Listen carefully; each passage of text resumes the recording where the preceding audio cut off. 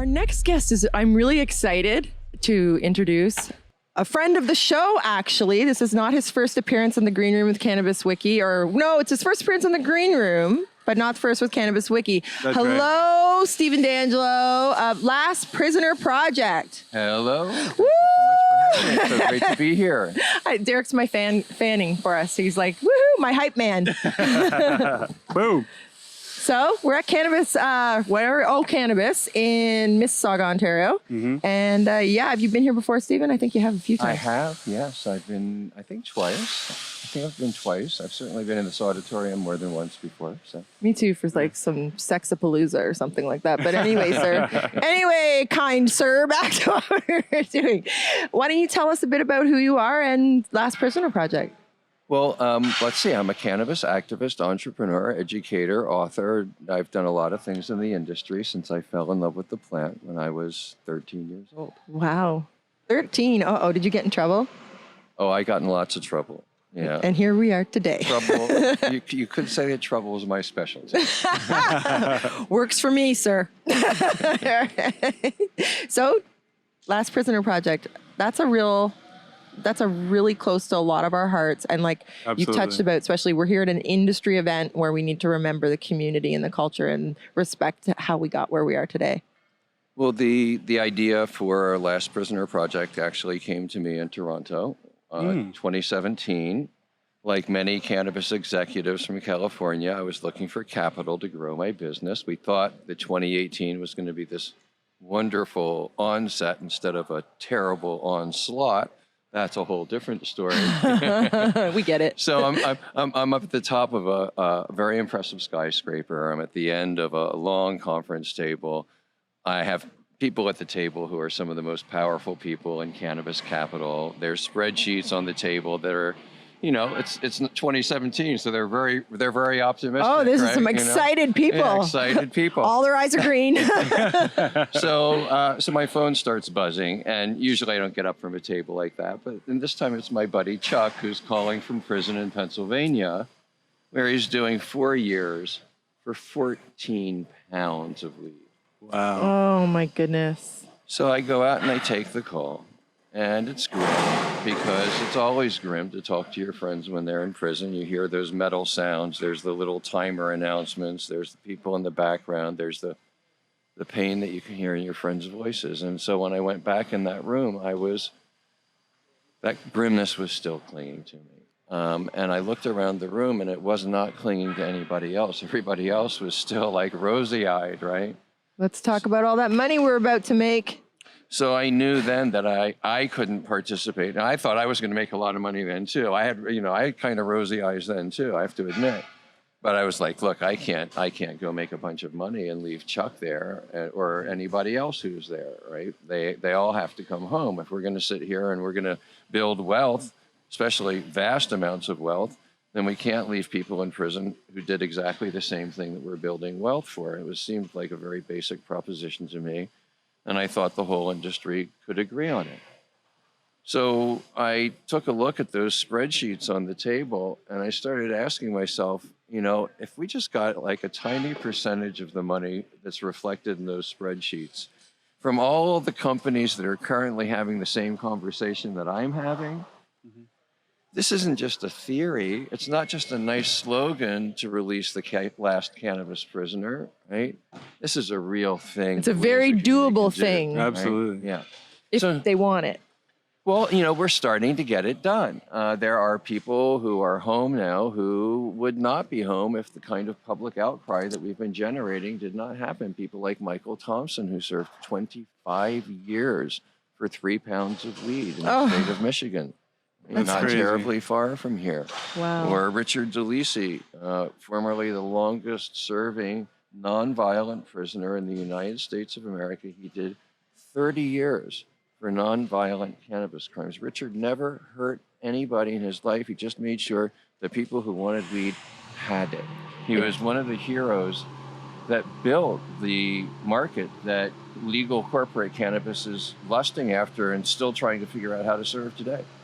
So when we're talking about the Last Prisoner Project and this initiative with the bigs, we call them licensed producers, LPs, for people listening. And if it's not that hard to do, and it just comes, is it money, or is it the person at the top needs to say yes? Is there bureaucracy that if we have the money behind it, like how do we actually, because Canada is a little different than in the States and what's happening. We are talking a lot about it, but we're not really doing anything. I have a long list of friends that have barriers to entry, we call them, right? They can't play in the legal market because what they were doing, Right. how they became experts in they would be experts in this field, but they're not welcome here. What's something we could do? They are experts in this field, and the field at its own peril locks them out. Okay, I will say this, and listen, anybody, the day will come when corporate cannabis will turn back to legacy, because we are the real subject matter experts, and this industry will not function properly until we're welcomed back into it. Because we've lost our soul. Right now we're in a coma, right? Yeah, and everybody had so much hope, and it seems like almost like legalization here in Canada kind of killed a lot of stuff. Like it was like, so I'm wondering, like, how do you feel like, I know it's legalized in states, but when it federally becomes legal, do you think that that's going to help or make it even worse in the U.S.? Well, before we get to that naughty question, Which you love. which I do, it's one of my favorite questions to unpack. But I'd like to just jump back to what could be done about prisoners, because I think there's something that could be done in Canada that's very, very basic. It's sort of the lowest hanging political fruit, and that's expungement. That's what you talked about. There's so many Canadians who are walking around who have prior convictions on their records for something that's not a crime anymore. And so they're still being punished for something that society has decided shouldn't be a crime anymore, that other people are making a lot of money on. That's a moral outrage, and it has to stop, and it has to stop right away. So what we've done with the Last Prisoner Project, and it could be done here in Canada, is we've gone to the companies and the people who are making money in this industry and asking them to fund efforts to help people who are still being punished for doing the same thing. So expungement clinics are one very simple thing that could be done. An expungement clinic. So in Canada, you have the right to have your offenses expunged. Now, there's a standard right that currently exists, which is that after 7 years, you can apply. There's a process. You have to go to a certain place. You have to fill out a form. They don't make it easy. It's difficult. Right. But it can be done. Usually people need the assistance of a law firm to get that done. Yes. So the Canadian law firms that are making money off of cannabis should offer pro bono services to the legacy people who are still walking around with these convictions on their jackets. And cannabis activists and cannabis companies should organize and host those expungement clinics, which, by the way, companies are going to generate a huge amount of completely legal publicity and public goodwill in a place where, last time I checked, you're not allowed to market. Yeah, we're not allowed to market. So, well, we are here at Cannabis Wiki because we do it in an educational way, which is an exemption on the C-45 bill. So that's what we try to do, is try to bring awareness and tell the story of the little guy who, it's very hard. It's very hard in the industry now, even, to open up a store. They're not being profitable for 2 or 3 years, and the big chains are just stamping them out. So let's talk about federal legalization, because that's all, all a factor in that. And it's difficult for me to come to the place that I am today, because it's almost programmed into my DNA to legalize cannabis at the federal level as rapidly as we possibly can. But I think that what the last 5 years has taught us is that if we are not very vigilant and very rigorous and very demanding about the way, about the how that cannabis is legalized, we are going to end up with one after another disaster like what we've seen in California, same disasters happening in Illinois, same disasters in Massachusetts. The weed in the legal shops is terrible. It costs twice as much as legacy weed. Legacy operators are doing a better job, and they're still being oppressed by Prohibition 2.0. Right. And so that cannot be allowed to happen again. And I think that there are ways of making sure it doesn't. So imagine if federal legalization, instead of mandating million square foot grow rooms with ridiculous regulations and licensing requirements, instead they had very easy licensing requirements and put in a canopy limit for all licensees of 5,000 square feet and limited all licensees to one license. Then what would happen? Sorry. I'm just thinking. I think that would be really good, wouldn't it? If we limited, if we controlled a little bit more, instead of controlling marketing, instead of controlling or putting people in jail, instead of doing like, there's just a laundry list of where I'm not an expert at all, like yourself, and I just can see where everyone went wrong. Well, let's play it out, okay? If you're growing 5,000 square foot canopy, you're probably producing artisan level cannabis. Yep. If you're allowed to sell that artisan level cannabis directly to the consumer, which So you craft should, cannabis, we're right? talking craft? Craft cannabis sales directly to the consumer. Farm gate. Farm gate. Farm gate sales. The growers are maximizing their margin, right? They're getting more money because they're selling to the end consumer. The end consumer is maximizing their value. They're getting better weed at a lower price than they would from corporate cannabis because they're buying directly from a craft artisan level grower. I don't know. Am I missing something here? Doesn't everybody win? Sounds good to me. Well, I was just going to jump in there and say, where does the government, but the government still gets their taxes and gets all their whatever in that game, their right? taxes, sure. You have a computer system. The government can estimate what the average canopy that comes off a 5,000 square foot grow. If you drop below that average, they can come out and investigate why you're below the average. They can get their tax money. They can make sure that there's some type of testing mechanism to make sure that the weed is safe. It's almost like tobacco, where you have a quota. Well, I'm not even sure that we need to do that, right? Because tobacco goes through all of these distributors and middlemen and et cetera, et cetera. Why do we need to do that? In California, for 20 some odd years, from 1996 until 2018, we had this very simple system where growers grew the weed. They brought it to dispensaries, and dispensaries provided it to their clients. Right. There was not a whole bunch of people in the middle. We didn't need distributors. We had it under control. Nobody got rich. Nobody made intergenerational wealth, but everybody was taken care of. The growers made enough money to buy their land and send their kids to college. Right. The patients got the best weed in the world at never before seen. That's low community and prices. collaboration and community. What you're talking about there, that's people. That's a whole generation and culture that we're missing here. Nothing is stopping us from doing that. Imagine that we had an Etsy for weed and the regulators would let us do it. Right. That's all we need. The technology's there, the talent is there, the consumers are there. I'll never look at Etsy the same. Right? Right now, for instance, like a $44 pack of pre-rolls, the grower is only getting $3.50 from that. Look, we can't allow our imaginations to be shackled by people who know nothing about the plant. Yeah. See, my sentiments exactly. Clothes suck. That's right. So does tax on your cannabis. What do you think of it? Yeah, like tax on your weed, and that's got to come in somewhere, though, right? We got to make sure the government's paid. No, we don't have to make sure the government's paid. To the contrary, exclusively. Okay, do it. The government needs to make sure that we're paid because we and the legacy community are the ones that suffered. We paid the price.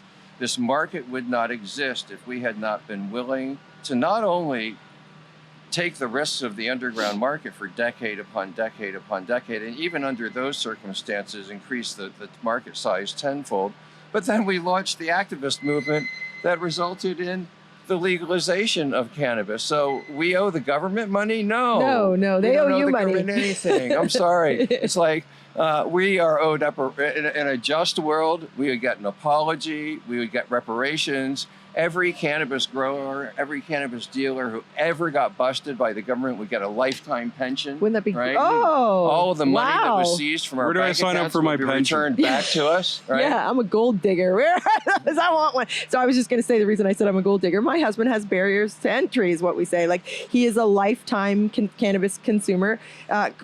enjoys a relationship with the plant. Not his first was in Humboldt County at 15 years old, the first joint he ever smoked. His family are legacy in California. He has no social media, has to live underground type guy because of cannabis, where now his wife is this influencer and it is in media and whatever, and he can't play in the game. He can't be part of the legal, he's not welcome here. And he's an expert. He's my expert. Like, isn't that hurtful? Well, it's incredibly, first of all, it's incredibly unjust to him, right, after all the years of sacrifice and how other people are benefiting from it. But it's also terribly widespread. I see the same thing happening everywhere. And it's so widespread that what's really going on here, and it's bizarre, is that the new legal industry has pretty much willingly divorced itself from the greatest pool of subject matter experts that exist. And that has to change. Right. I mean, in Canada, 80% of the weed that's been grown legally since 2018 has had to be destroyed, or it's still sitting in warehouses because it's of such low quality that nobody wants to purchase it. Yep. Now, just imagine in the legacy market, That those of doesn't you happen. out there, could we have, it resulted in $11 billion in losses for investors. Now, just think about that. Could any of us in the legacy market have begun to continue to grow bad weed for so long that we resulted in $11 billion of losses? It's like we had 1 or 2 cycles to get it right. And you know what? We did it. We got it right. We worked with minimal equipment. We worked literally under the gun. And we did a better job than they're doing today. Wow. Yeah. Derek? Yeah, I mean, it's legalization was like a blessing and a curse. Like, it was like, I never thought I would see cannabis legalized, like, while I was alive. You know what I mean? Like, I've been a cannabis user all my life, and I was happy that it was legalized, but it was like, it's almost like it was a trap, because when they legalized it, then that's when they pushed everybody out. And you see, like, oh, the ex-drug cop owns one of the biggest, like, that's ridiculous. He's throwing everybody in. They're, Isn't it hurtful? It's yeah, it is hurtful to the core. Yeah. The soul has been removed from cannabis. It's not I'm from an opioid user and an addict, and I've come to cannabis to save and to heal, and to, I have Crohn's and anxiety, depression. I came to this plant for love and peace and healing, and I have found it's surrounded by everything but. Well, the plant's more powerful than anybody. That's why I'm all by myself. It's just me and her. Remember that for many, many years, the bulk of cannabis in North America was being supplied by some of the most violent criminal organizations on earth. And the plant still did her magic, and she still will continue to do her magic. The most important thing about cannabis today is not the businesses, it's not the boom and bust cycle, it's not the industry. It's that more and more people all around the world are consuming this plant. And it's changing the way that they think, it's changing the way they feel, it's changing the way that they behave, and it's beginning to change the world that we live in. And there are now hundreds of millions of us all around the world who have learned the same lessons, developed the same value system. We are larger collectively than all but the largest countries on this planet, and we reach across every boundary: religion, race, income, education, gender, orientation, that usually divides human beings. What are we capable of? Love? Kindness? We're capable of everything? We're not just love, right? But I think peace? This is why the plant, peace, love, and building a world that lives by those principles, right? The plant teaches us these things. If we listen to her carefully, she doesn't scream in our face. She whispers in our ear. I try. Right?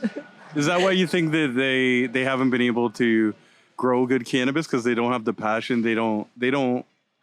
They're not interacting with the plant. It's like my mom, she grows a lot of like house plants, and she interacts with them a lot, and they really like bloom. So it's like these people with no soul are just, trying to get rich off of it. Do you think that that's why the plant doesn't reward them with good quality? If you talk to any really good master grower and ask them in a private moment away from everybody else, really, like, what would they max out at in terms of growing the top quality that they possibly could? they're usually going to tell you 5,000 square feet. I've asked that question of an awful lot of growers for many, many, many years, and that's usually the answer I get, expressed one way or another. So the reason I come up with that figure is I think that it's generally the top level of canopy that a single grower working with a couple of helpers can produce and still grow the greatest expression that the plant is capable of. And so I think about, what would we rather have? Would we rather have thousands and thousands and thousands and thousands of entrepreneurs Right. who are doing that at a small level? Mm-hmm. Yeah. Or would we rather have all those people be slaves in cannabis factories? David and Goliath situation. Right? So let's use this opportunity. We have this incredible opportunity, not just to build a new industry, but a new kind of industry. We should not follow the standard mold. That's not why this plant came to us. She came to us to change the world, not to perpetuate the injustices that we've all grown up with. We have an opportunity to do it differently here, and shame on us if we don't aggressively lean into that opportunity. We will never, in our lifetimes, and maybe in our children's lifetimes, never have an opportunity like this one again. We cannot blow it. Oh, Right. I agree. wow. Thank you for sharing this with us. Thank you for Yes, and stopping always- by and chatting. Like, what an honor and what an inspiration. Those people that listen to our show know that, yeah, I'm wishy-washy on this, and you hit all you hit all the topics that I have a hard time. Community in the industry is just, they're at war constantly. Yeah, it's Really hard. I freaking love cannabis and what it did for my family and my life. My family here at Cannabis Wiki. What cannabis has done for us and what continues to do amongst this war we're in. It's too much. It's a lot. And I appreciate what you've done. It's been some really dark days in the last short while for a lot of us here. And cannabis is there. And then to hear you're coming here, we're here. And really, this is my interview and I can go home. Thank you so much for joining us on The Green Room. I'm sorry, I'm normally a rock star. It means a lot for you to take some time and spend it with us. Yeah, absolutely. Thank you very much, Steve. We appreciate the time you took with us in Jamaica and now the time here in Canada. And, you're a legend, a pioneer, and really appreciate, you taking the time and letting us know, how the Last Prisoner project's going. Maybe, do you have anything that you'd like to let us know what you're doing next or anything like that, where people can find you to find more about the Last Prisoner project? Well, lastprisonerproject.org is where you can find out more about the Last Prisoner Project. I'm up to some very interesting stuff in Jamaica right now. Oh, me too. Oh. Hedonism. Whoop, whoop. So I'm creating sanctuaries. They'll be a little bit different from hedonism.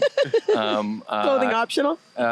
Clothing optional will be part of Thank it you, at sir. times, at least. I've been talking about this global cannabis tribe, and any tribe, any community needs a space to come together in which to know itself. Mm. And so I think that Jamaica, because of some legal reforms that have happened there, because it's the seat of global cannabis culture and resistance, offers us a unique opportunity to create sanctuaries where the tribe can come together, where we can get to know each other, where we can reason together, where we can form relationships, where we can deepen relationships. I love that. And begin to really prepare ourselves for the mission that this incredible plant and that Mother Nature through this incredible plant is calling us to. Awesome. Let Derek finish this. Awesome. There you have it, guys. So, yeah. Last Prisoner Project, Steve and DeAngelo. Thank you very much, sir. Thank you for joining us on The Green Room.